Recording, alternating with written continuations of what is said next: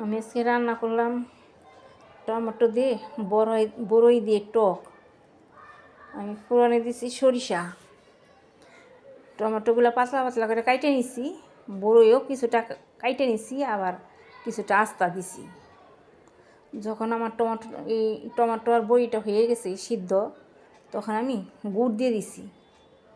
গুড় দিয়ে টকটা যখন আমার ফুটে গেছে, আমি একটু নাড়াচাড়া করে গুড়টা গলিয়ে দিছি। এইভাবে টমেটো আর বড়ি দিয়ে টক রান্না করে আপনারা খেয়ে দেখবেন। যদি টমেটো আর বড়ির টকটা ভালো লাগে, তাহলে আমার পেজটা সাবস্ক্রাইব করে আমার ভিডিওতে একটা লাইক করবেন।